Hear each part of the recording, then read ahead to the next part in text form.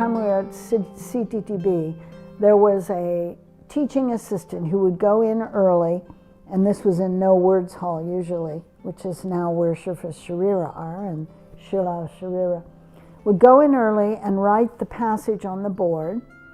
And then when we came in, that person was in charge of having us speak in 2 languages. We were supposed to speak in the language we didn't know as well first, and then follow with the language we knew well. And that person who was the teaching assistant would make sure we all said our thing. Our part as people coming in is we knew ahead of time what the passage was, and we were supposed to memorize it. So that when we came in and we gave our talk, we didn't have to turn around and look at the board and what the passage said. We just knew it by heart. So one morning I got a call from my family. I was not close to my family after I became a nun, but one of them called me to tell me my father had had a major heart attack.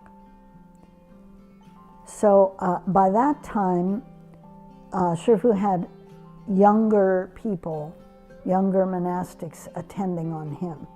And so whereas before I could just go and knock on the door of Kay and he would let me in, now you had to go through a young nun and get permission. I told her I would like to see Shifu. It was an emergency. My father had had a heart attack.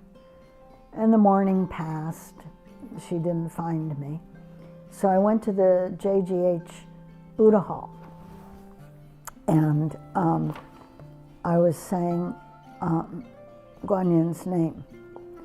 And I was surprised that I was so moved by my father's heart attack, because I'd only seen my family once, and it didn't go well. And I didn't have contact with him. I didn't write him letters or things like that. So I was very surprised at the depth of the emotion that came up with the idea that my father was dying. So I was into that depth of emotion and saying Guanyin's name silently. And Shifu sent one of the nuns to find me. And her message from Shifu was, "What are you doing? You're not going to eat? You want to die with your father?" So he always pushed me like that. You know, you ask about compassion, and he used 2 kinds. One was to gather people in, and so he was soft with some people.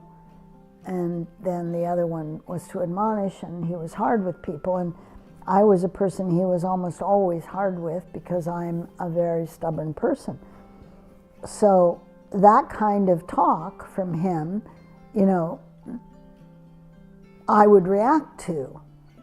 So I thought, okay, for you, I'm gonna go to the class today, which was after lunch. And it was Nirvana Sutra, of all things. And there was a passage you had to memorize. So I memorized the passage and got ready so that I'd be able to present if needed. And I went. And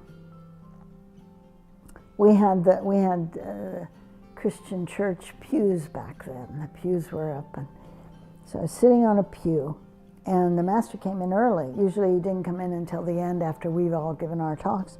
He came in early, and of course the nun had never gotten back to me, so I hadn't been able to talk to Shifu.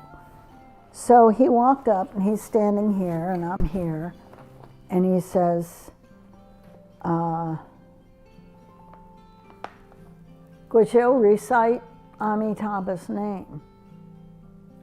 And I nodded my head, but I was so full of emotion that when I got my head down, I couldn't bring it back up. It was stuck down there.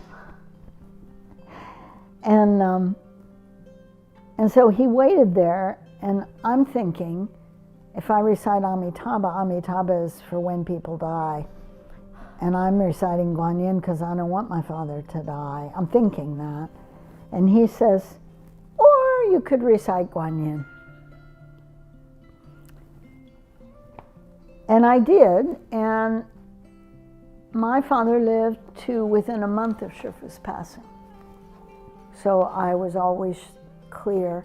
My father had a terrible heart attack, and then the blood flowed around his heart and kept him alive instead of through the proper channels, you know. So it was a very precarious life, but he had life.